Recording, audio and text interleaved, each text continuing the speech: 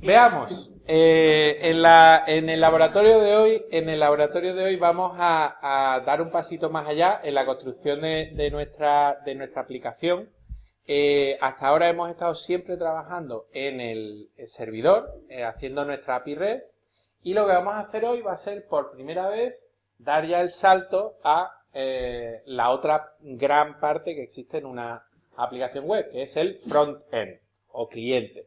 Entonces, lo que vamos a ver hoy es un poco vamos a hacer un pequeño repasito de las tecnologías o lenguajes que existen a la hora de hacer un front-end en una aplicación web, y en particular vamos a introducir el framework que utilizaremos, que es que es jQuery.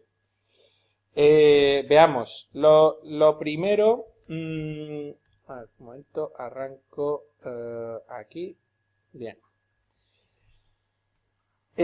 Lo primero, me gustaría contextualizar un poquito este salto que vamos a dar. Hasta ahora, esto es lo que tenemos, ¿no? Es la situación, el estado de la situación. Tenemos el backend hecho en Node.js, que es una aplicación JavaScript usando la biblioteca Express, y con esto hemos desarrollado una API REST. Para probar esta API REST, lo que hacemos, esta carita sonriente somos nosotros, y lo que hacemos es, usando Postman, atacamos a nuestra API REST y le vamos dando los datos o vamos recogiendo, vamos utilizando la API REST. Obviamente esto está muy bien para desarrollar, para depurar nuestra API REST, el backend, pero una aplicación web normalmente tiene backend, pero tiene después también un frontend, ya una interfaz gráfica de usuario. Entonces, el siguiente paso que vamos a dar va a ser sustituir y hacer un frontend hecho por nosotros con una interfaz gráfica de usuario hecha por nosotros. Entonces, en este frontend que vamos a hacer, que se ejecuta obviamente en el navegador, lo que va a tener es una parte, que es la parte de la interfaz hecha en HTML y CSS, y después una parte dinámica que estará hecha en JavaScript usando la biblioteca jQuery. La comunicación va a ser va a ser hacia nuestra API REST, y esto es lo que, si alguna vez habéis visto en la literatura o en algún sitio la palabra Ajax, tiene mucho que ver con esto, ¿no? Con atacar a una API que te da información, que te da datos. Lo que pasa es que en la idea original de Ajax, los datos estaban en formato XML. Entonces, en realidad, nosotros hacemos una especie de Ajax de mentirijilla, porque la última X es de XML, nosotros hacemos un Ajax con JSON.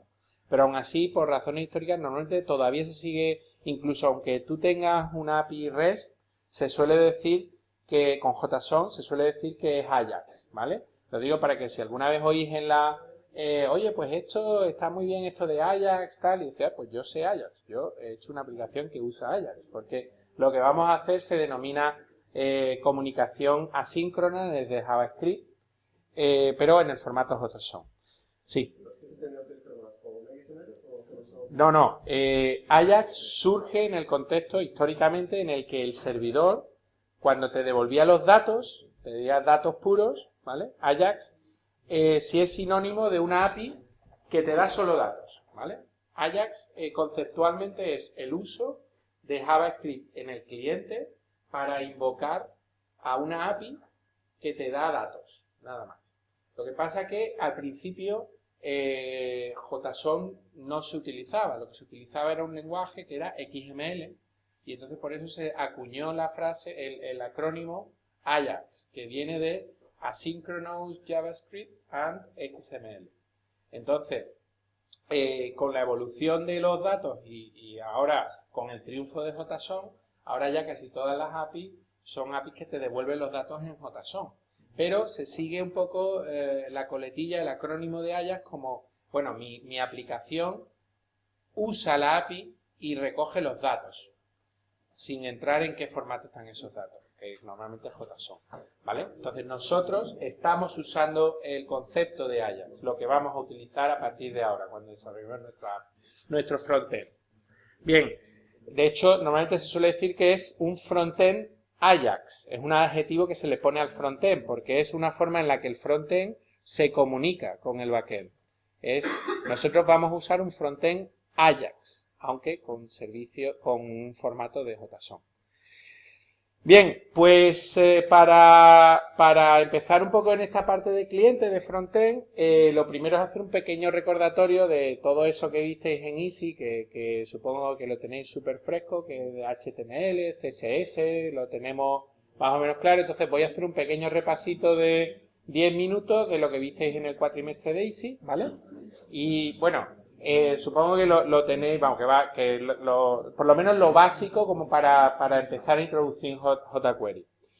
Bien, lo primero, HTML. Bueno, HTML sabemos que es el lenguaje para hacer páginas de hipertexto. Lo que pasa, originalmente se hizo históricamente para un formato de documentos en el que tú podías enlazar unos a otros, pero con la evolución de la web se ha convertido en un lenguaje de creación de interfaces. Cuando ya hablamos de aplicaciones web, HTML se usa para definir los elementos de una interfaz. Entonces, en HTML sabemos que cuando eso se carga en el navegador, pues se renderiza, y lo importante es que recordemos que cuando eso se renderiza en el navegador por dentro genera un árbol de objetos. ¿Os acordáis el árbol de objetos que generaba el navegador? ¿Cómo se llamaba ese árbol de objetos? DOM. Efectivamente, es decir, para cada una de estas etiquetitas y todo esto, cuando se carga la página, se genera en memoria un árbol equivalente de objetos, en el que ese árbol, cada objeto tiene sus hijos y cada... Entonces, nosotros cuando estamos en JavaScript, programáticamente podemos acceder a ese árbol DOM y empezar a cambiar propiedades, y desde JavaScript, pues en el momento en que cambiemos una propiedad del árbol DOM, eso tiene un reflejo directo en lo que está viendo el usuario. De esa manera podemos conseguir dinamismo, podemos conseguir hacer que las cosas cambien dinámicamente. Después, CSS. ¿Para qué nos servía CSS? Bueno, pues CSS es el lenguaje que nos permitía dar el formato de diseño gráfico a la interfaz. Lo bueno es que cuando al principio no existía CSS y se tenía que hacer el diseño todo basado en HTML. De hecho, todavía existe reminiscencia de esas primeras en HTML de elementos que están diseñados para dar formato. Como por ejemplo negrita, cosas de ese estilo, que se pueden poner con HTML. Pero cuando empezó a complicarse un poco las interfaces gráficas, pues se vio la necesidad de separar. Entonces HTML se deja solo para la estructura de la interfaz, en la que define los bloques de los que compone, y ya después el diseño gráfico, es decir, los colores, la alineación, todo eso, se creó un nuevo lenguaje específico para eso, que es el de las hojas de estilo en cascada, el CSS. Entonces la combinación era la que te permitía que en una página HTML, cuando tú le adjuntas un CSS, pues se renderiza el diseño gráfico a cada uno de los elementos. Bueno, estoy yendo rápido porque entiendo que esto lo tenemos todo súper claro en la cabeza, ¿no? Si alguno tiene alguna dudilla, lo decimos. Bien, pues vamos a hacer un pequeño repasito de CSS. Bueno, os acordáis que CSS lo podíamos poner o bien dentro de la propia página o bien en una página separada, un archivo .css que se cargaba. ¿Y qué pinta tenía el CSS? Si os acordáis, el CSS lo que tenía era un conjunto de selectores o un selector o varios, y después un diseño que le aplicas a ese selector, que eran conjuntos de pares propiedad-valor. El selector lo que te permitía era definir a qué elementos querías aplicar el diseño, y después ya las propiedades-valor era el diseño concreto, el color, etcétera. Estos selectores CSS van a tener una importancia muy grande en jQuery, aunque no es para el CSS, no es desde el punto de vista del diseño gráfico, pero es importante que recordemos los selectores porque lo vamos a usar un montón. Entonces vamos a hacer un pequeño test rápido para que os acordéis de cómo era lo del CSS, los selectores. Bueno, ¿os acordáis qué hacía este fragmento de CSS?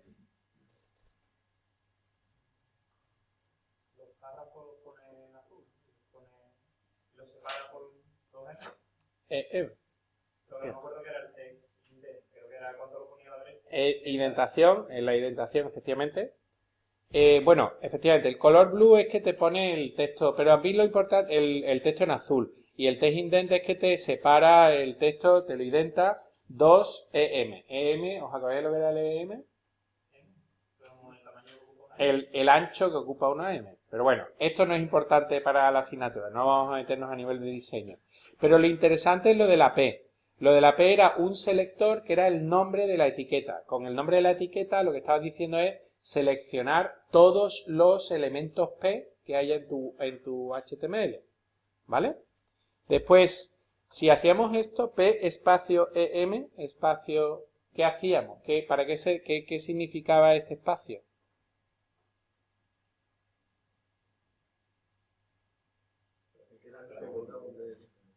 Los que colgaban, los de... Lo que dijo, efectivamente, tenéis razón los dos. Como es algo jerárquico, como un elemento está dentro de otro elemento, cuando yo pongo un espacio, lo que me estoy haciendo referencia es todos los M que están dentro de algún P. Entonces, puedo definir una jerarquía y seleccionar solo algunos de ellos. Y bueno, esto era que te lo pusiera en negrita y con color azul. Punto aviso. ¿Qué hacía esto? Era una clase, seleccionaba todos los elementos que tuvieran como class, el atributo class igual a aviso. Si ponía p.aviso, ¿qué era? ¿Una clase dentro de p? Exacto, todos los p que tengan class igual a aviso, efectivamente. Almohadilla, menú, ¿qué hacía eso? El identificador te seleccionaba el elemento que tiene como atributo id igual a menú, en este caso. ¿Qué diferencia había entre los class y los id?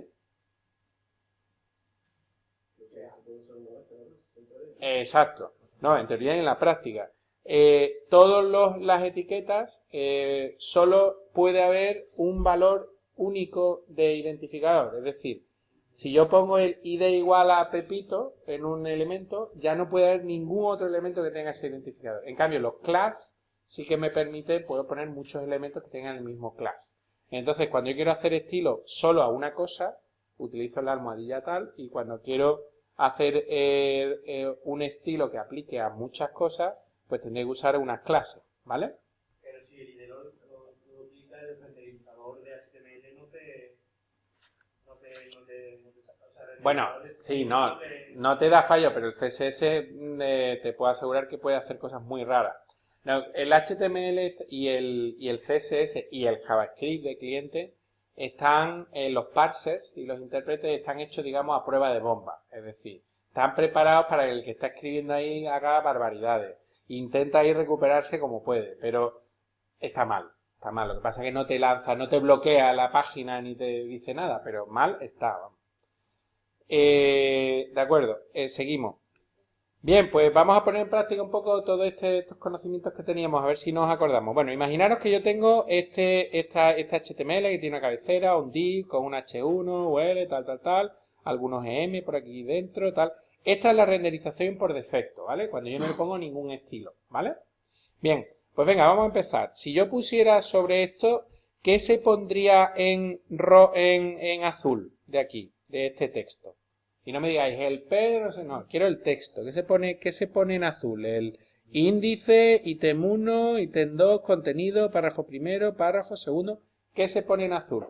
Y además lo voy a hacer esto en plan 50 por 15. Vamos a ver. Bueno, no 50 por 15. De los dos últimos, del fondo. A ver, de la última fila. ¿Qué se pone en azul? ¿No se ve bien? Pues veniros para acá. Veniros para acá. Venga, no, en serio. Si no veis, ¿para qué pongo la referencia? Entonces, si no hace falta que conteste. Venid. ¿Qué se pone? Ahí, te puedes venir con la silla. No hay problema. Venid. ¿Qué se pone en azul?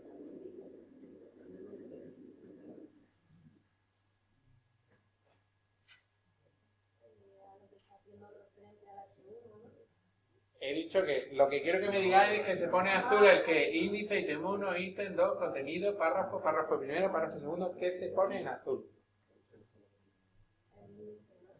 Índice. Tú dices que se pone el índice, ¿y tú? Yo quiero que me digáis, no me digáis lo que está en párrafo. Párrafo primero, párrafo segundo. Se pone párrafo primero y párrafo segundo. ¿Eso es lo que se pone en azul? Y si ponemos las dos cosas, ponemos P y H1. Creo que solo me pone ítem, ¿no? El que se va a poner en color azul. No, ítem no. Bueno, vamos a buscar una ayudita, ¿no? Vamos a hacer el comodín del público. Vamos a ver, bueno, vuestra última respuesta, ¿cuál es? Yo digo el índice. El índice, ¿y tú? Párrafo primero. Párrafo primero y párrafo segundo. Pues bueno, eso tiene mejor tinta. ¿Y en rojo qué es lo que creéis que se pondría? Índice. Eso sí, fijaros. Mira, el H1, fíjate, el H1 afecta a H1 y H1, a estos dos. Entonces, esto es lo que se pone en rojo. Esto es lo que se pone en rojo. Y ahora, y en azul se pone todo lo que está dentro de los P. Todo lo que está aquí, el P, párrafo primero, párrafo segundo, se pondría en azul, ¿vale? Venga. Siguiente, bueno, es normal que me equivoqué, no os sintáis mal por esto porque, hombre, yo sé que es el primer repaso, pero quedaros si no lo veis desde fuera, no me importa, va a ser solo 5 minutos lo que tardemos el test, quedaros si queréis delante. Si no te quieres, ¿no? Pero no se ve bien, no sé, ¿pero lo ves o no lo ves? Pero entonces... Pero no prefieres verlo, ¿no? Pero bueno, ya está. Bueno, en fin, vaya. Bueno, a ver, ¿qué creéis que hace lo del... en la penúltima fila, lo que hace lo de body, que se pone en verde? ¿Qué se pone en verde?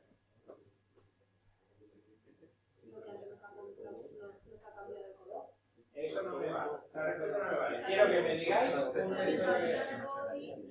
No hace falta que me digáis. A ver, vamos a ver, señores.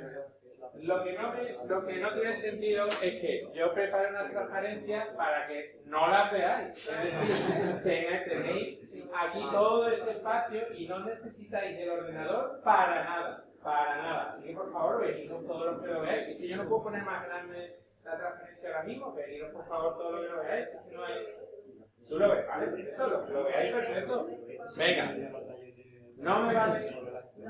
Y no vale buscar todavía ayuda, pero sí que yo lo que quiero es que os equivoquéis, porque cuando una persona se equivoca, 20 personas alrededor que se hubieran equivocado también, dicen, ostras, es verdad. Y eso solo se ve cuando una persona se equivoca. Equivocarse es bueno, pero por favor, hacedlo. A ver, de vosotros 4, que seréis los que estabais ahí, decidme de todo esto qué se pone en verde. Y el resto, callados. Todo lo que corresponde a... No me vale todo lo que corresponde. Quiero que me digáis índice, ítem 1, ítem 2, contenido, párrafo primero, párrafo segundo, qué exactamente se pone en verde. Índice, eso es lo que he dicho. ¿Tu respuesta es? Índice, ítem 1, ítem 2, todo, para mí es todo. Todo. ¿Respuesta? No, todo no, o sea, todo, pero lo que no, antes no estaba rojo, la que era rojo. Decidme exactamente. Ítem Pues 1, veniros, no me vale la respuesta que no veo. Veniros para abajo. Veniros. índice no, porque índice hemos dicho antes que estaba en rojo, ¿no? Índice. Índice. Bueno, entonces, empieza todavía. ¿Alguien tiene una respuesta? Ella ha dicho una respuesta. Yo digo ¿Qué que se respuesta? pone en verde, ítem 1, ítem 2, Los dos ítems. Esa es tu respuesta. De acuerdo. ¿Alguna más respuesta? ¿Tú crees que estáis los dos de acuerdo? Y en tu caso, también estás de acuerdo. ¿Tú te piensas la pregunta? Yo sigo por lo mismo. Vale. O sea que tenemos una cosa que es todo y otra que es solo los ítems. Y la respuesta es que el body afecta a todo, pero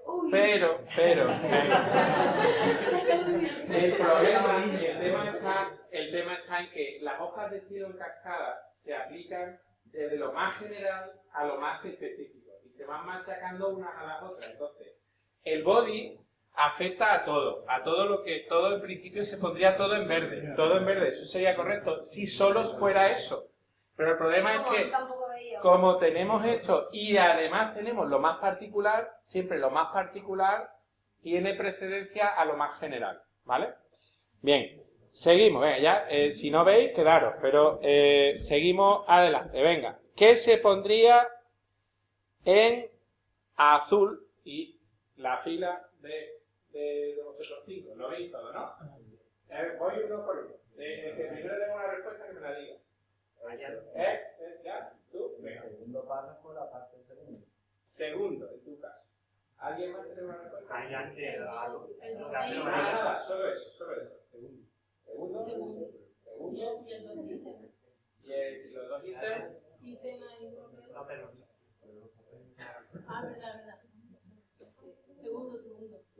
¿Alguien que no esté de acuerdo con eso? ¿Alguien no esté? ¿Estáis todos de acuerdo? ¿Todos? Ahora lo veo. Bien, el P lo que hace es aplicar a todo lo que está dentro de los párrafos. Y cuando hacemos el M, se aplica específicamente a los M que están dentro de los P, con lo cual, efectivamente, lo único que se pone es segundo. ¿Qué era la duda? no. Bien. Bueno, pues os toca. ¿Qué se pone subrayado? A vosotros cuatro. ¿Qué se pone en subrayado? El primero que tiene una respuesta me lo que me digas tú y deme tu caso. ¿Estáis de acuerdo todos? Ítem pero sin el 2 o con el 2.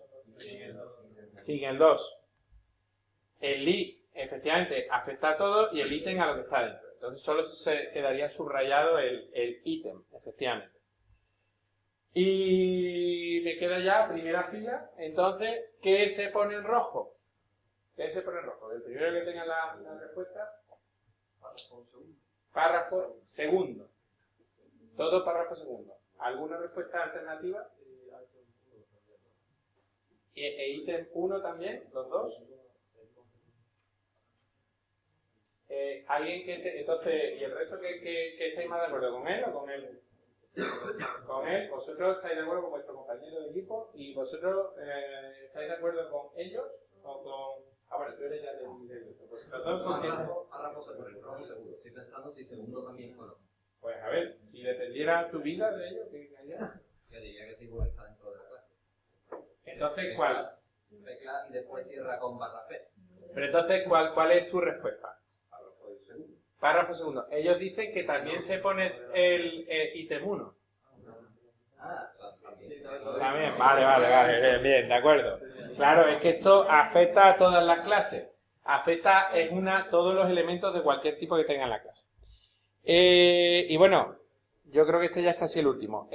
Bueno, ya entre todos, todo el mundo, todos los que queráis, todo el mundo, ¿cuál sería lo que se pondría el centrado, el texto centrado? ¿Quién es el primero que me lo dice? Párrafo segundo, efectivamente, porque es lo que está dentro es solo el P que tiene de clase aviso, efectivamente. Bueno, me queda uno más. Venga, vale, ¿qué es lo que se quedaría en un borde punteado?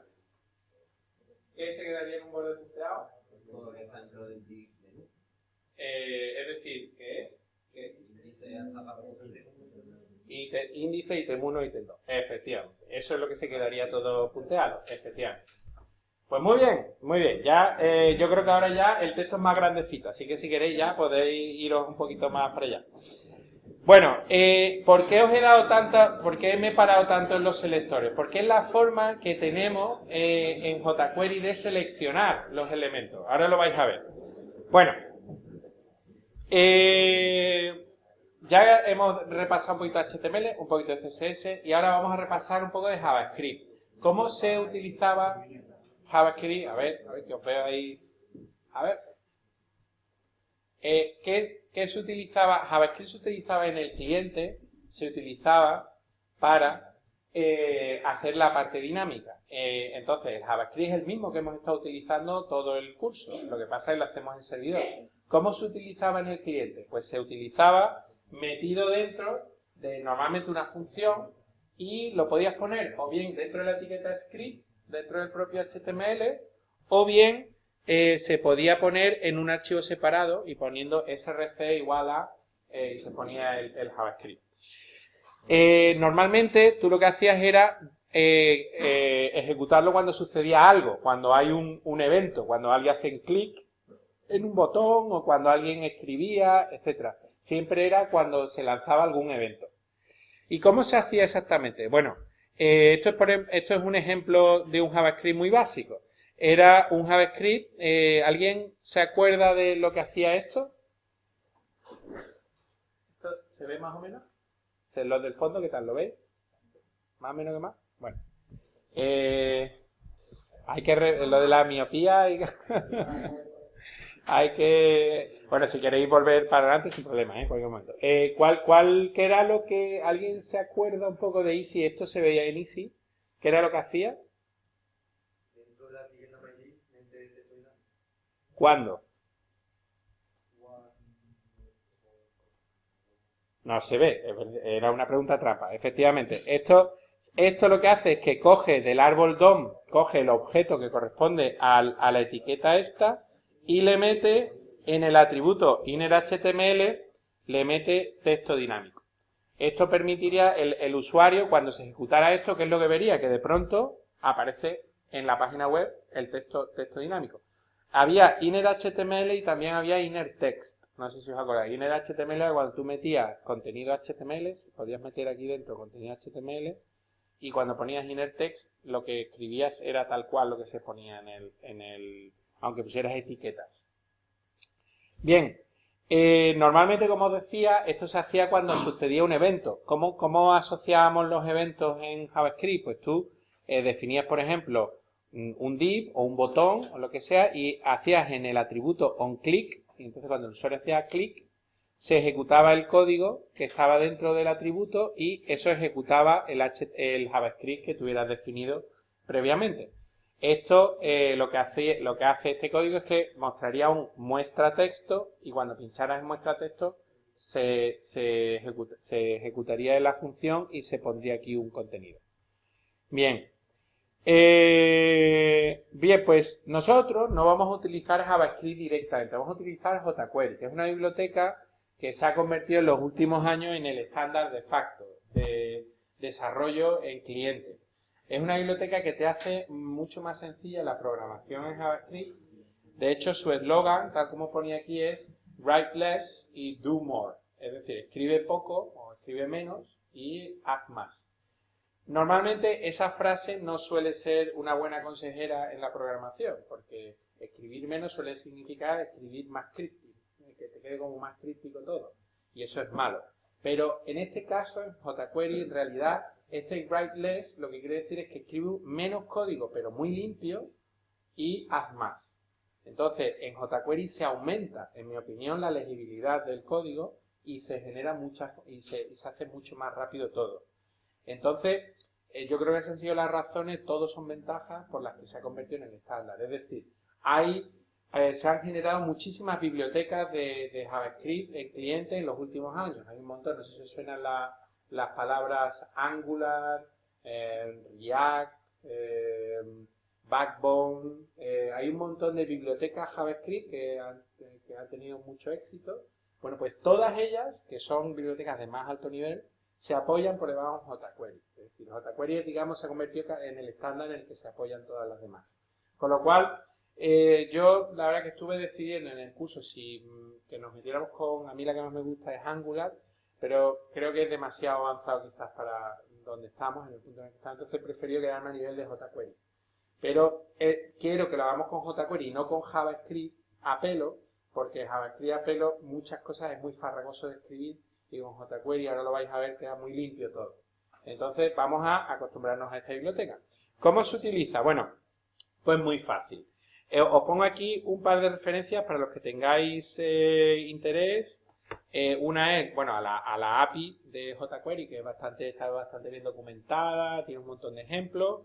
Y la otra es, si queréis hacer pruebas, está muy bien porque esto hay herramientas que te permiten hacer pequeño código y decir, bueno, el JavaScript estoy utilizando la biblioteca jQuery, versión tal, y ya la tienes ya precargada y puedes empezar a escribir ya el código jQuery aquí y lanzarlo y se ejecuta sin tener que hacerte un proyecto ni nada, lo puedes hacer sobre la marcha. Ahora después os hago una pruebecita para que lo veáis. Y bien, bueno, antes para que veáis cómo se utiliza, quiero que motivaros el uso de jQuery de la mejor forma que yo conozco, que es que veáis el mismo código con jQuery y sin jQuery, para que veáis que es mucho mejor utilizar la biblioteca.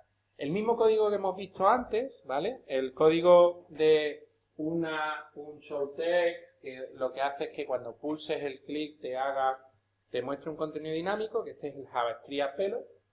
¿Cómo se podría hacer con jQuery? Pues fijaros, este es el equivalente, hace lo mismo, ¿eh? Esto. Queda mucho, mucho más simplificado y además, en mi opinión, mucho más legible. ¿Por qué? Fijaros, jQuery hace uso extensivo de los selectores CSS. Por eso os he machacado un poquito antes con eso de los selectores que lo recordaréis. Porque lo que hace jQuery es definir un objeto que es el dólar, es decir, todo lo que empiece por dólar es jQuery, y lo que hace es que tú ahí puedes asociar a un selector JS, por ejemplo, almohadilla button, eso lo que haría sería seleccióname el objeto con almohadilla button. Y ya ahí está cogiendo el objeto que corresponde con ese selector. Puede ser un objeto o n objetos. Si es un punto class, podría ser un n objeto, un array de objetos. Y ahora tiene ya predefinidos ciertas funciones y atributos que puedes utilizar directamente. Por ejemplo, con punto click, lo que está haciendo es que le puedes especificar un callback de tratamiento del evento click de ese botón, entonces, de ese objeto. Entonces, esto, yo me acuerdo que esto lo comentaba el año pasado, que daba el backend con Java. Cuando llegaba aquí tenía que pararme 2 horas a explicar que esto era un callback, la gente no lo entendía, decía, pero ¿esto qué es? Eso es como una función que no tiene nombre, pero esto que no lo entendía. Pero vosotros, espero que ya a la altura en la que estáis, que habéis hecho 200 millones de callbacks, pues ya entendáis que lo que estoy pasando aquí es el tratamiento de lo que yo quiero que se ejecute cuando se le haga un clic al botón. Entonces esto le pongo un callback y aquí dentro el tratamiento es, vuelvo a usar un selector, que es almohadilla myDiv, es decir, localiza el objeto con identificador myDiv, y con el atributo text. En este caso, aquí me he equivocado, porque esto es innerHTML, en realidad hay otro atributo que se llama HTML, que es equivalente al innerHTML, ¿vale? Esto sería mejor ponerlo, de hecho lo voy a poner ya que estamos. Esto sería, ¿qué? ¿El intérprete que es ECMA o JavaScript? Bueno, ¿a qué te refieres? El punto y coma es obligatorio, ¿no? ¿Qué punto y coma? ¿Este punto y coma? El punto y coma de todas las instrucciones. Los puntos y No coma. era obligatorio. Ah, bueno, pero el punto y coma exactamente de dónde, ¿de aquí o de en general en cualquier sitio? Bueno, eso normalmente es que tú puedes definir si quieres que sea estricto ciertas cosas o no, que sea laxo. Para eso hay que especificarlo explícitamente, pero eso es independiente de que sea navegador o... normalmente casi ya tanto navegadores como Node, todos son ECMAScript estándar, todos. Lo que pasa es que tú tienes que habilitar específicamente si quieres que te diga úsamelo de manera estricta, que no haya ningún problema con el estándar. Todo lo que sea fuera del estándar, dame un fallo, ¿vale? Entonces, hay un modo, digamos, estricto de utilización.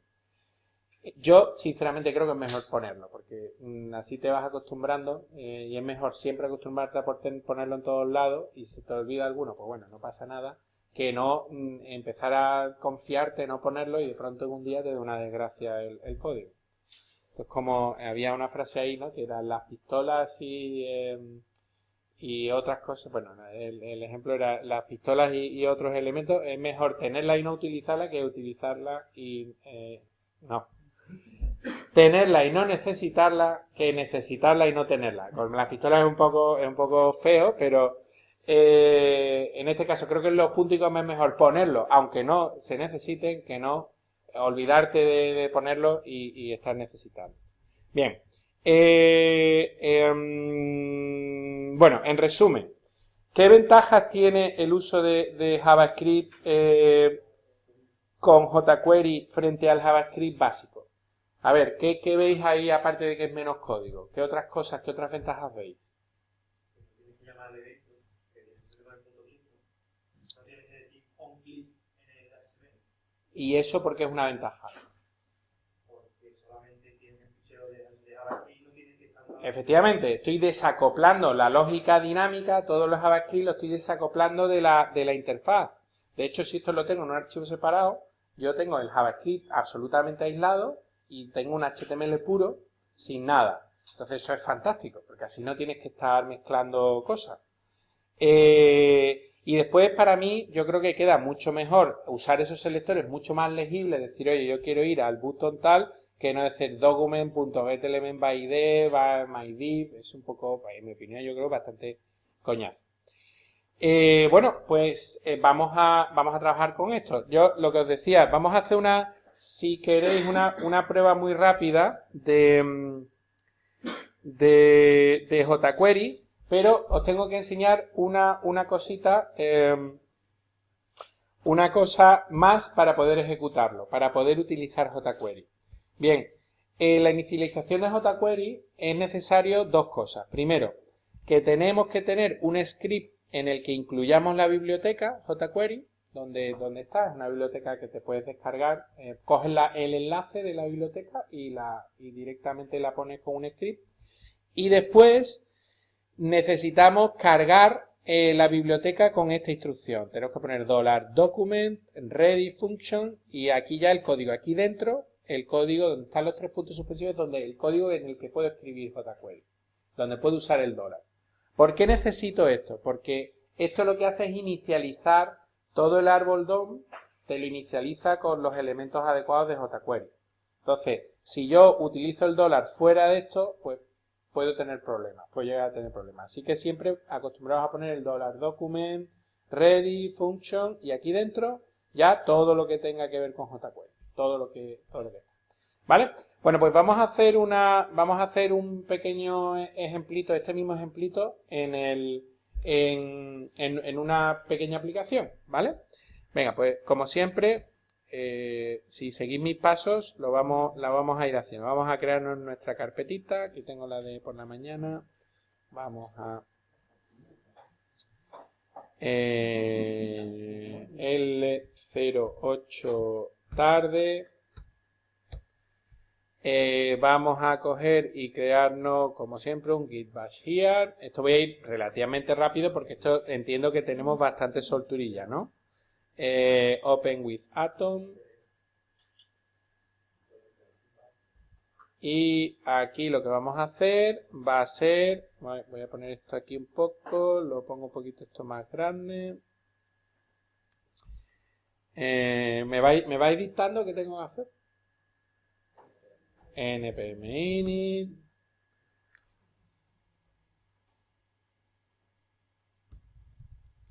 Vale, control C. Y ahora vamos a hacer el package JSON. Vamos a hacernos nuestro script de toda la vida, de start. Y es un node index.js con la coma, que no se nos olvide. Guardo el package JSON y ahora ya con esto lo que me hago es crearme un archivo que se llame index.js en el que voy a hacer una aplicación express estándar, pero en la que no voy a devolver una API. Lo único que voy a devolver son archivos estáticos en JavaScript, ¿vale? Entonces para eso vamos a hacerlo lo de siempre, el require express.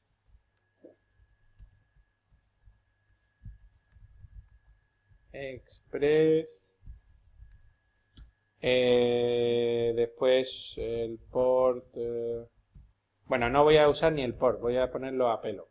Var app igual express y lo único que quiero es una carpeta estática que es donde voy a meter el código HTML, donde tenga los archivos HTML y demás. Y la voy a meter, por ejemplo, como siempre, dentro de la carpeta actual y en la ruta static. Esta, por convención, suele ser una convención en las aplicaciones. Ya, app listen, por ejemplo, en el puerto 10.000. Y vamos a poner un console.log.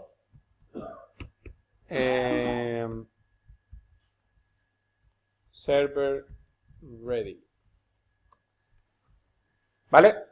Esto lo que hace, vamos, ya no hace falta que os lo recuerde, ¿no? Esto lo que hace es que simplemente deja una carpeta disponible. Entonces voy a crearme una carpeta que se llame static.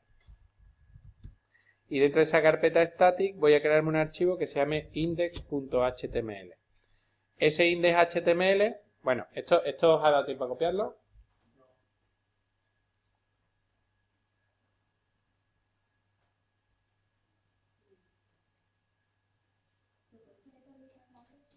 A ver, sí, lo pongo así o más. ¿Un poquito más? Vamos a hacer esto así.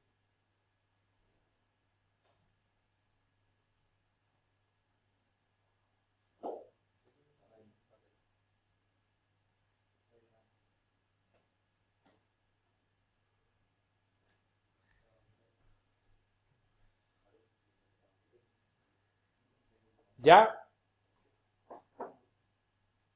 ¿A alguien no le ha dado tiempo? Vale. Bueno, pues ya en el index.html lo que vamos a meter va a ser pues un código muy, muy sencillito, ¿no? Lo que queremos poner aquí es simplemente un HTML dentro de HTML. Dentro del HTML, como siempre, hay un head y un body. Dentro del head vamos a poner una etiqueta de script y vamos a incluir la biblioteca de jQuery. La biblioteca de jQuery, para saber dónde está la URL, pues necesitamos irnos a la web. Vamos a la web, la tengo por aquí. Bien, si nos vamos a jQuery, jQuery.com, si le doy aquí a Download jQuery, aquí me salen las distintas versiones. Yo no vamos a usar características avanzadas, así que podéis usar tanto la 1 como la 2. De hecho, la única diferencia, creo que la ponía aquí, es que en la 2 han dejado de tener compatibilidad con el Explorer 6, 7 y 8, con lo cual la 2 creo que es más pequeñita. Con lo cual, bueno, lo que queráis. Yo voy a usar la 1 simplemente porque me da igual los navegadores. Quiero que funcionen todos los navegadores. Entonces, para ello, fijaros que hay dos formas de descargársela. Pone compressed y uncompressed. La diferencia, si os fijáis, si yo esto lo abro en una... bueno, las he descargado ya, ¿no? Estaban aquí. La diferencia entre estas dos, si las abrimos, os la voy a enseñar. Podemos usar el CDN. Sí, si queréis podéis usar el CDN. A mí me gusta descargármelo para que lo veáis explícitamente, pero vamos, los que queráis podéis usar con esto, la diferencia entre la uncompress y la compress es que una tiene la extensión min y otra no. La normal, la que no tiene el min, pues es una biblioteca, es un fragmento de JavaScript muy gordo, son 300K de JavaScript, que es toda la biblioteca. Y la min, la que es comprimida, es lo que han hecho es coger la normal y pasarla por un minificador, se llama, que lo que te hace es que te transforma todas las variables, te las pone de un tamaño muy chiquitito, te quita los enters, los tabuladores, te quita los comentarios, te lo quita todo y te lo queda casi como comprimido, te lo queda parece como encriptado. Pero el objetivo es reducir el tamaño lo más posible del archivo. ¿Por qué? porque realmente esta biblioteca se la tienen que descargar tus clientes, con lo cual cuanto más pequeñita sea, mejor. De hecho, la diferencia, lo estoy viendo, creo que era la minificada eran unos 90 kilobytes y la normal son 300 kilobytes. O sea, que estamos hablando de que es un tercio más chiquitito la comprimida y hace lo mismo. Con lo cual, usad la que queráis. Yo, sinceramente, podéis usar la minificada. Entonces, yo voy a usar la comprimida. A mí realmente me da igual, esa no hay problema. Entonces, me copio el link y ya, si vuelvo a mi código, al HTML, pues aquí pongo el enlace a la biblioteca minificada. Después, aquí es donde voy a poner ya el código mío, jQuery. Ahora lo ponemos. Pero antes, para poder hacer algo con jQuery, voy a simplemente definir dos cositas. Voy a definir un div aquí dentro. Un div que le voy a llamar con un identificador button, por ejemplo. Y express me. Esto lo voy a reducir para que no aquí. Y después voy a crearme un div que sea el de donde voy a escribir, que va a ser, por ejemplo, log, por ejemplo, y que por ahora no tiene ningún tipo de código, ¿vale? Bueno, por ahora vamos a hacer esto nada más. No voy a hacer nada más. Vamos a ejecutar el servidor para ver si nos sirve este código que tenemos. ¿Vale? ¿Alguien no le ha dado tiempo?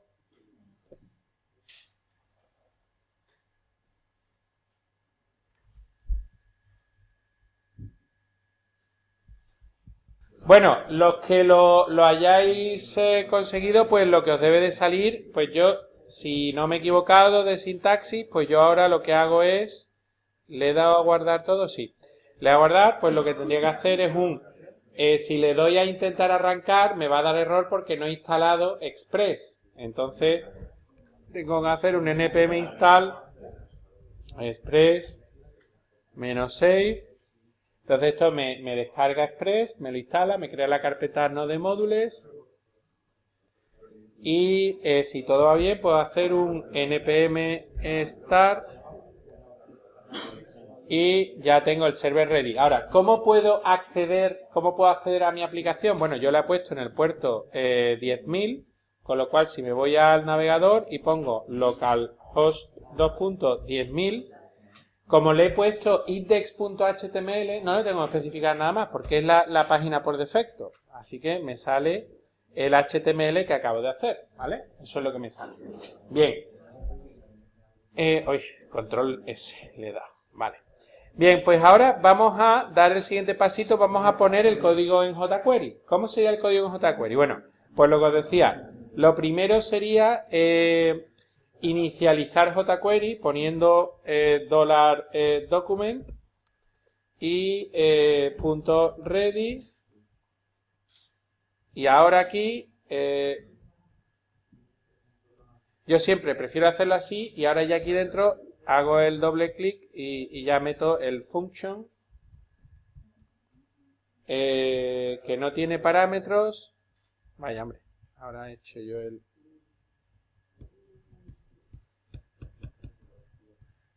Ahora.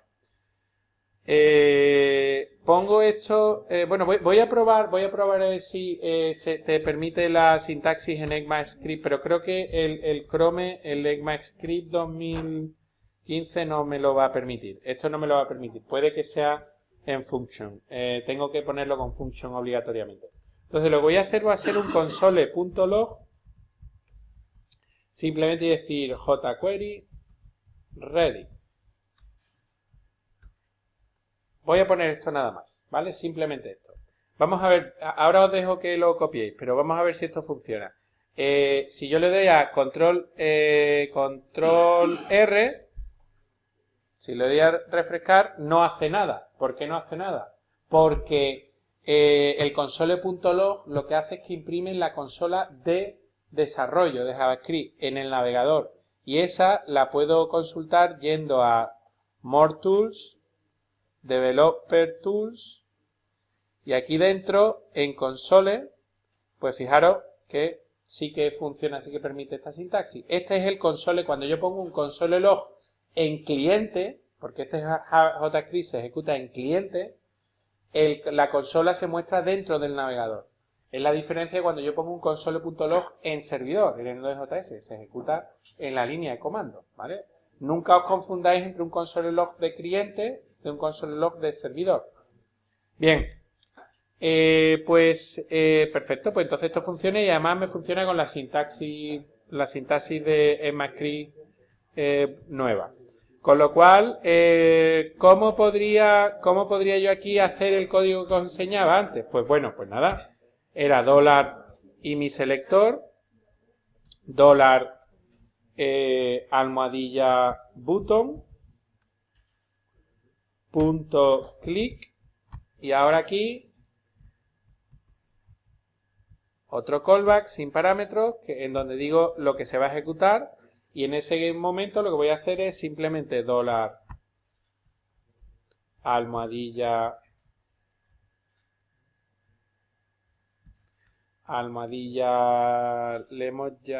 le he llamado log, log, punto html,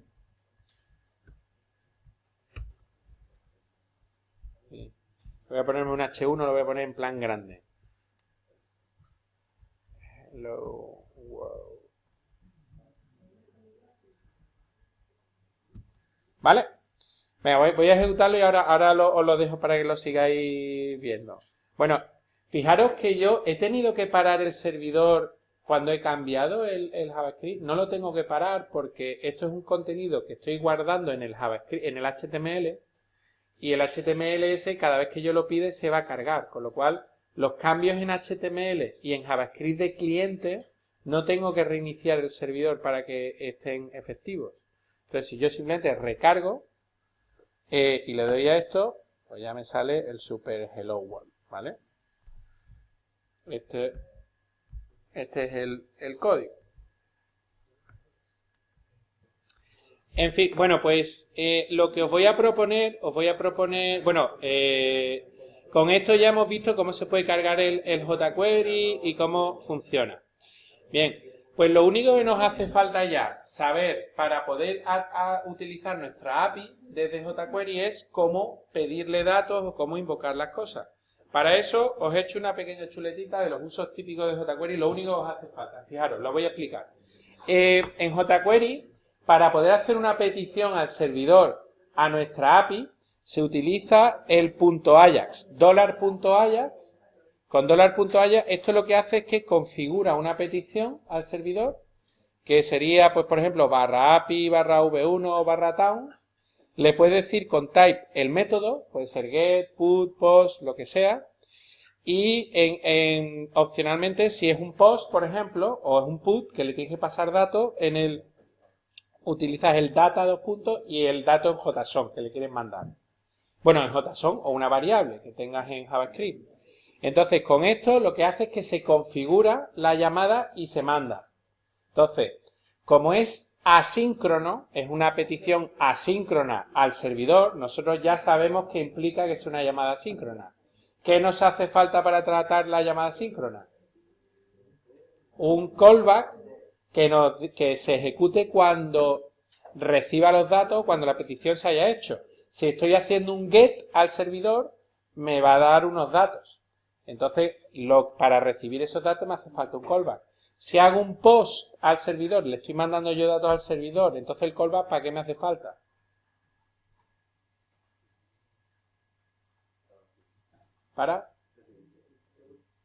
Pero si yo hago un post, le estoy mandando datos y me hace falta recogerlo. El código de estado estaría bien, ¿no? Para simplemente verificar que todo ha ido bien, para que la petición termina y verificar el código que me da el servidor. Si creado, por ejemplo, me he equivocado y me da un conflicto, que estoy intentando hacer varias veces lo mismo, ¿no? Entonces, el callback que se ejecuta cuando ha ido bien la petición, cuando la petición se ha terminado correctamente, es decir, que ha devuelto un código de estado 200, 201, 200 y pico, es un callback que se pone en .don. Fijaros cómo se usa esto, ¿lo estáis viendo? Yo inicializo la petición con var request igual a $Ajax y aquí la configuración y ahora request.don le paso el callback que quiero que se ejecute cuando ha ido todo bien. Cuando ha ido todo bien me va a ejecutar lo que esté aquí dentro y si es una petición en la que estoy pidiendo datos, porque es un get, ¿vale? Pues en data, en el campo data, me llegan los datos que me han llegado del servidor. Y tengo otro callback que puedo configurar, que es el always, que ese se ejecuta siempre, sea lo que sea el código de estado que sea. Entonces es bueno utilizarlo también por si ha habido un error. Si ha habido un error, pues no se va a ejecutar la función don y sí se va a ejecutar la función always. Always siempre se va a ejecutar. Pero de esta manera puedes tener el tratamiento en caso de éxito y el tratamiento en el caso de que ha habido algún error. Y después, bueno, lo de siempre, para JSON, para pasar de JSON a variable, podemos usar el stringify de un objeto te genera el JSON. Y si yo lo que quiero es, a partir de una cadena de JSON, transformarla en un objeto, puedo utilizar el $.parseJSON, ¿vale? Eso te permite pasar de JSON, de cadena JSON a variable o de variable a cadena JSON, si alguna vez os hace falta. Y en el caso de que queramos conseguir el código de estado de la petición, eso se hace utilizando, es un poco antiintuitivo, pero es utilizando el jqxhr.status. Esa variable que te pasan en el callback, ahí .status tiene el código, ¿vale? El código de estado. Bien, bueno, aquí lo único que os he puesto aquí más también, que a lo mejor os puede hacer falta, es cuando tenéis un input, cuando lo normal es que en una interfaz de usuario haya inputs por todos lados, donde el usuario escribe cosas, ¿no? Escribe datos y demás, en un formulario. Pues en jQuery, ¿cómo se puede acceder a los valores de un input? Pues con el .val. Con .val yo puedo cogerle, si tengo un input que tiene, por ejemplo, identificador URL, imaginaros que tengo este input, pues con $URL.val me da el valor que ha puesto el usuario en ese input, ¿vale? Bueno, pues con esto que está aquí en esta transparencia podéis hacer toda la interfaz gráfica. No hace falta nada más. No hace falta nada más. Solo hace falta usar esto sabiamente, ¿vale? El ejercicio que os voy a proponer para casa, para que lo hagáis, y no es lo voy a pedir en dos fases. En la semana que viene es opcional, los que queráis podéis hacerlo, pero los que estéis más apurados con el entregarlo os voy a dejar que no lo hagáis. Y ya sí que será obligatorio para después de feria. El ejercicio que os voy a proponer es hacer un pequeño REST client hecho por vosotros, un mini Postman que pues permita hacer peticiones a vuestra propia API con get, put, post, delete y que te devuelva los valores. Para que no os comáis la cabeza con la interfaz gráfica, el HTML os lo doy ya. Lo único que tenéis que poner es el jQuery que lanza las peticiones en cada momento. Tenéis que investigar un par de cosillas que no os he dicho pero, a propósito, pero si se hace bien, son 20 líneas de código, literalmente, 20 líneas de código de jQuery. Entonces, este ejercicio, insisto, lo pondré opcional para el próximo día. Los que ya vayáis muy avanzados con el entregable y lo hayáis hecho, ya vengáis, pues podéis poner con esto ya. Y los que no, pues ya para después de feria, ¿vale? Validar que esos datos sea correcto. No. Esto es lo único que hace, te permite mandar datos, recibir datos y ya está. Y mostrarlos, simplemente, mostrarlos. Eso sí, que te los muestre en JSON y después cargados en una variable recorrida y generar una lista con los datos, simplemente. Hombre, si el JSON es inválido, es que no va a funcionar, pero no os comáis la cabeza. Si queréis lo hacéis, pero eso no es necesario. No es necesario. Sí. Esa, cuando hablas de medallas del DOM y el nombre, Sí. eso es una que ya ha recibido la respuesta. Pero. Esos son los callbacks. Es que en cuanto yo hago esto, $.ajax se está enviando los datos. Ah, vale. Eso ya envía. Ojo, esto es una buena pregunta que hace el compañero. Fijaros, cuando yo hago el $Ajax, ahí se está mandando ya la petición. Se está mandando. Y ahora, para utilizar la respuesta, entonces tengo que definir los dos callbacks. Que estos dos callbacks se van a ejecutar en el momento en que se recojan los datos. ¿Vale? Bien.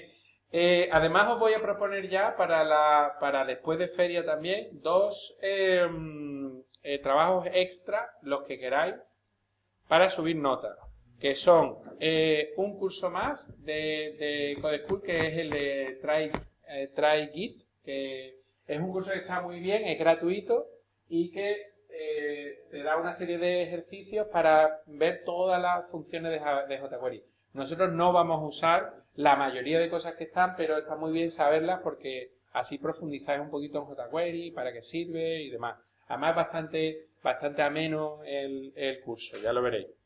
Entonces me tenéis que entregar los 5 niveles, eso sí, ¿vale? Después, el otro extra que os doy, los podéis hacer uno, el otro o los dos, es el de Discover DevTools. Es también un curso gratuito que te permite explorar todas las posibilidades de las herramientas de desarrolladores de Chrome. Y está muy muy bien, porque te va analizando todas las características que tiene las Developer Tools. Te dice cómo depurar JavaScript, cómo analizar el tráfico, la velocidad, la seguridad que tiene tu página. Cubre todas las características de las Developer Tools, que no vamos a usar en la asignatura, pero son muy interesantes porque en producción, en el día de mañana, cuando hay una aplicación de verdad, dominar las Developer Tools es un valor añadido espectacular. Entonces, el valor de estos dos entregables extras van a ser 0,2 puntos, ¿vale? Entonces, y como son 0,2 y 0,2, podéis tener hasta 0,4 puntos por los que hagáis todos los cursos completos. Y esto es extra, es decir, que solo se suma si se aprueba la asignatura. Es para subir notas, ¿vale? Era ya entregarlo. Esto será para después de feria, o sea que tenéis hasta la semana después de feria para estos cursos. Bien, pues con esto poco más. Con esto lo terminamos. Nos vemos ya la semana que viene.